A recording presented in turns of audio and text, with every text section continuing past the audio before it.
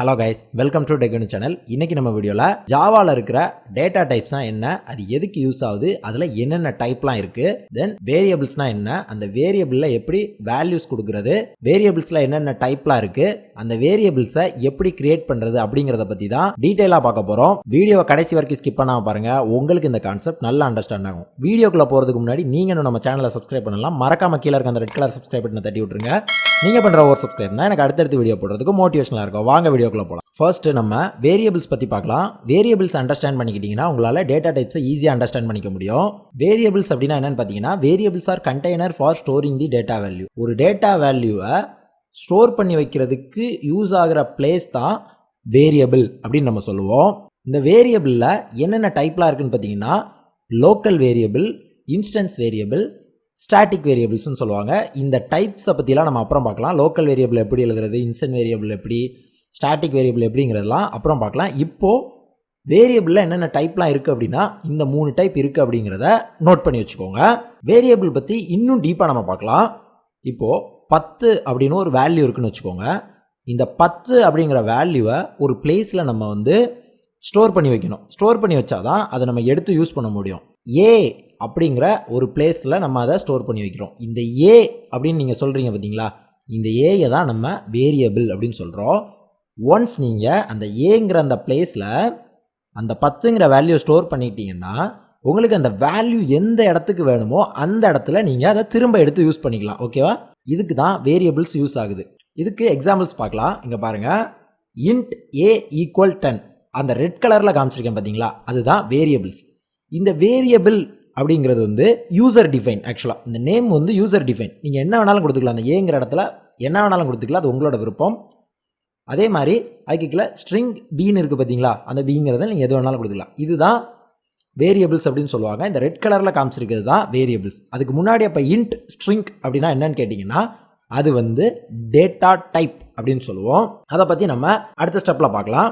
இப்போது இந்த 10 அப்படிங்கிற வேல்யூவை அந்த ஏக்கு கொண்டு போகிறோம் பார்த்தீங்களா, இதுக்கு தான் அந்த ஈக்குவல் சைன் நடுவில் யூஸ் ஆகுது. இதை அசைன்மெண்ட் ஆப்ரேட்டர் அப்படின்னு சொல்லுவாங்க. இது ஆப்ரேட்டர்ஸ் பற்றி தெளிவாக ஒரு வீடியோ போடுறேன், அதில் நம்ம தெரிஞ்சுக்கலாம். இதை அசைன்மெண்ட் ஆப்ரேட்டர்னு சொல்லுவாங்க. இந்த அசைன்மெண்ட் ஆப்ரேட்டர் என்ன பண்ணும் அப்படின்னு பார்த்தீங்கன்னா, உங்கள் ரைட் சைடு இருக்க வேல்யூவை லெஃப்ட் சைடு இருக்க வேரியபிளுக்கு மூவ் பண்ணும். இதுதான் இந்த அசைன்மெண்ட் ஆப்ரேட்டரோட வேலை.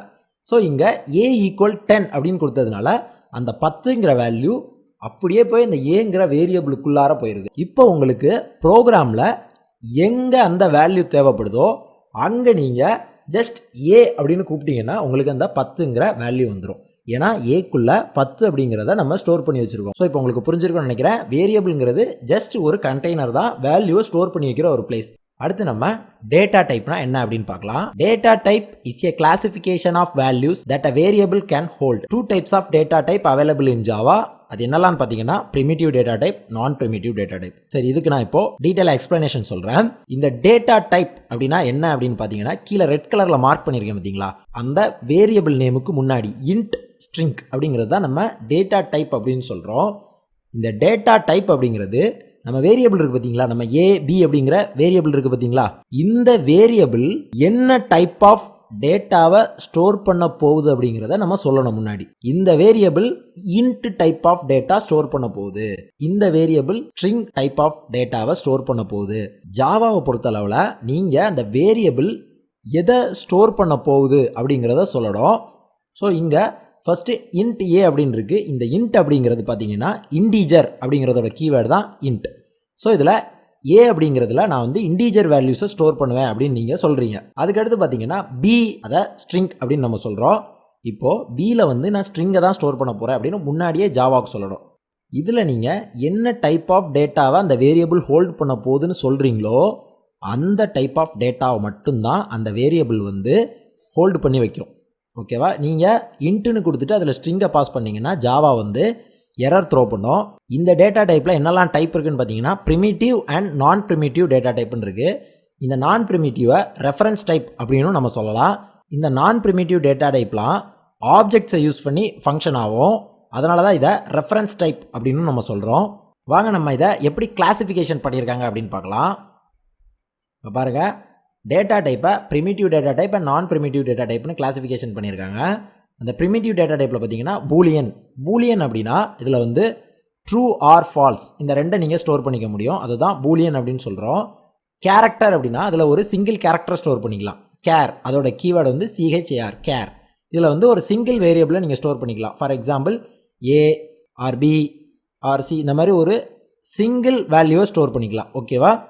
அதுக்கடுத்து இண்டீஜரில் பார்த்தீங்கன்னா பைட், ஷார்ட், இன்ட், லாங் அப்படின்னு 4 டைப் இருக்குது. இது எல்லாமே இதோட சைஸை தான் குறிக்குது. பைட்னா சின்ன சைஸ், ஷார்ட்னா பெரிய சைஸ், இன்ட்னா அதை விட பெரிய சைஸ், லாங்னா அதை விட பெரிய சைஸ். ஓகேவா? ஸோ இதை சைஸை தான் குறிக்குது. இதுக்கு எக்ஸாம்பிள் நான் இதே வீடியோவில் உங்களுக்கு காட்டுறேன் இதுக்கு அடுத்த ஸ்லைடில். அதுக்கடுத்து பார்த்தீங்கன்னா ஃப்ளோட் அப்படிங்கிறது டெசிமல் பாயிண்ட்ஸ். இப்போது 10.1 அப்படின்னு வருது இல்லை, 10.2 இந்த மாதிரி வேல்யூஸ் ஸ்டோர் பண்ணுறதுக்கு ஃப்ளோட் வந்து நம்ம யூஸ் பண்ணுறோம். இதுக்கு அடுத்து பார்த்தீங்கன்னா நான் ப்ரிமிட்டிவ் டேட்டா டைப்பில் அரேஸ் இருக்குது, கிளாஸ் இருக்குது, இன்டர்ஃபேஸ் இருக்குது, ஸ்ட்ரிங் இருக்குது, ஈனம் இருக்குது. ஓகேவா? இதெல்லாம் பற்றி நம்ம 1 by 1 செப்பரேட் வீடியோவில் பார்க்கலாம். இப்போது டேட்டா டைப்பை இத்தனை வகையாக கிளாஸிஃபை பண்ணியிருக்காங்க அப்படிங்கிறத தெரிஞ்சு வச்சுக்கோங்க. இதை பற்றி ரொம்ப கன்ஃபியூஸ் பண்ணிக்கணும் அவசியம் இல்லை. டேட்டா டைப்ஸ்னால் என்ன அப்படிங்கிறத நீங்கள் தெரிஞ்சுக்கணும். டேட்டா டைப்ஸ்னால் ஒரு வேரியபிள் என்ன டைப் ஆஃப் டேட்டாவை ஹோல்ட் பண்ண போகுது அப்படிங்கிறத சொல்கிறதுக்கு பேர் தான் டேட்டா டைப் அப்படிங்கிறது தான் இப்போ உங்களுக்கு மைண்டில் இருக்க வேண்டியது. இப்போது ஒரு வேரியபிள் கிரியேட் பண்ணுறதுக்கு சின்டெக்ஸ் என்ன அப்படின்னு பார்க்கலாம். இங்கே பார்த்தீங்கன்னா data type variable name equal value இப்படி மட்டும் தான் பண்ண முடியுமா அப்படின்னு கேட்டிங்கன்னா இதில் இன்னொரு வேயும் இருக்குது. நீங்கள் இதில் இப்படியும் பண்ணலாம். இந்த இடத்துலையும் நீங்கள் செமிகோலன் வைக்கலாம். இந்த வேல்யூ அப்படிங்கிறது உங்களுக்கு தேவையில்ல. நீங்கள் அப்படி கொடுத்தாலும் வேரியபிள் கிரியேட் ஆகும். எம்டி வேரியபிள் வந்து உங்களுக்கு கிரியேட் ஆகும். ஓகேவா? Data type variable name semicolon கொடுத்தீங்க அப்படின்னா உங்களுக்கு வந்து எம்டி வேரியபிள் வந்து இங்கே கிரியேட் ஆகும். ஓகேவா? இதுக்கு கொஞ்சம் எக்ஸாம்பிள்ஸ் பார்க்கலாம். நம்ம பாருங்கள், லாங் A ஈக்குவல் 10 அப்படின்னு கொடுத்துருக்கேன். இதில் வந்து இப்போ லாங் கொடுத்ததுனால நம்ம இங்கே எக்ஸ்ட்ரா வேல்யூஸ் நம்மளால் ஆட் பண்ணிக்க முடியும். ஸோ அந்த மாதிரி நம்ம பெரிய வேல்யூஸ் கூட லாங்கில் ஸ்டோர் பண்ணிக்க முடியும். இதுக்கு தான் லாங் வந்து யூஸ் ஆகுது. அதுக்கடுத்து பார்த்தீங்கன்னா பூலியன் B ஈக்குவல் ட்ரூ அப்படின்னு கொடுத்துருக்கேன். இந்த பூலியனில் 2 வேல்யூ தான் ஸ்டோர் பண்ண முடியும், ட்ரூ ஆர் ஃபால்ஸ். ஓகேவா? வேறு எதுவுமே ஸ்டோர் பண்ண முடியாது. அதுக்கு தான் இந்த பூலியன் டேட்டா டைப். இதுதான் வேரியபிள் கிரியேட் பண்ணுறதுக்கான சின்டெக்ஸ். இதை நம்ம ப்ரோக்ராமேட்டிக்காகவும் பார்க்கலாம் இதே வீடியோவில். இப்போ நம்ம வேரியபிளுக்கு எக்ஸாம்பிள் பார்க்கலாம். ஒரு எம்டி கிளாஸை கற்பனை பண்ணிக்கோங்க. இன்ட் A அப்படிங்கிறது ஒரு எம்டி கிளாஸ். இந்த கிளாஸ் தான் ஒரு வேரியபிள். ஓகேவா? இன்ட் A அப்படிங்கிற வேரியபிள் வந்து ஒரு கிளாஸ். இந்த கிளாஸ் வந்து என்ன பிளேஸ்? தண்ணியை ஸ்டோர் பண்ணி வைக்கிறதுக்கான பிளேஸ். ஓகேவா? இப்போது இன்ட் A ஈக்குவல் 10 அப்படின்னா இந்த கிளாஸுக்குள்ளே நம்ம 10ன்னு போட்டு வச்சிடறோம். ஸோ இதுதான் வேரியபிள். இப்போ உங்களுக்கு எங்கே வேணுமோ அந்த தண்ணியை நீங்கள் எடுத்துகிட்டு போய் யூஸ் பண்ணிக்கலாம். அந்த கிளாஸோடு நீங்கள் எடுத்துகிட்டு போய் எங்கே வேணுமோ நீங்கள் அங்கே யூஸ் பண்ணிக்கலாம். ஓகேவா? இப்போ உங்களுக்கு வேரியபிளாக என்னென்னு ஓரளவுக்கு அண்டர்ஸ்டாண்ட் ஆகிருக்கும்னு நினைக்கிறேன். வேரியபிள் அப்படிங்கிறது வேல்யூவை ஸ்டோர் பண்ணி வச்சுக்கிறதுக்கான ஒரு பிளேஸ், லைக்காக நம்ம கிளாஸ். இப்போது சைஸ் ஆஃப் வேரியபிள்ஸ்க்கு ஒரு எக்ஸாம்பிள் பார்க்கலாம். பார்த்தீங்கன்னா இந்த கிளாஸோட சைஸ் பாருங்கள், பைட், ஷார்ட், இன்ட், லாங். இந்த கிளாஸோட சைஸை தான் நம்ம வந்து வேரியபிளோட சைஸ் அப்படின்னு சொல்கிறோம். இப்போ லாங் கிளாஸ் அப்படின்னு எடுத்துக்கிட்டிங்கன்னா இதில் நிறையா தண்ணி ஊற்றி வச்சுக்கலாம். இன்ட் கிளாஸ்னால் குறையா, ஷார்ட்னா அதை விட குறையா, பைட்னா கொஞ்சம் அளவு தண்ணி தான் ஊற்ற முடியும். இதுதான் வேரியபிள் சைஸுக்கான ஒரு எக்ஸாம்பிள். ஓகேவா? வேரியபிள் அப்படிங்கிறது ஸ்டோர் பண்ணி வச்சுக்கிற ஒரு பிளேஸ் தான். ஜாவாவை பொறுத்த அளவில் ஒரு வேரியபிள் கொடுக்குறீங்க அப்படின்னா அந்த வேரியபிள் என்ன டைப் ஆஃப் டேட்டாவை ஸ்டோர் பண்ண போகுது அப்படிங்கிறத சொல்லணும். அப்படி மென்ஷன் பண்ணாதான் ஜாவாவுக்கு தெரியும் இந்த வேரியபிளில் இன்ட் இருக்க போகுது அப்படின்னு. அப்படி மென்ஷன் பண்ணிவிட்டு நீங்கள் தப்பான டேட்டாவை பாஸ் பண்ணிங்கன்னா ஜாவா வந்து எரர் த்ரோ பண்ணும். வாங்க இப்போ நம்ம வேரியபிள்ஸை எப்படி ப்ரோக்ராமேட்டிக்காக க்ரியேட் பண்ணுறது அப்படிங்கிறத பார்ட் 2ல் தெளிவாக பார்க்கலாம்.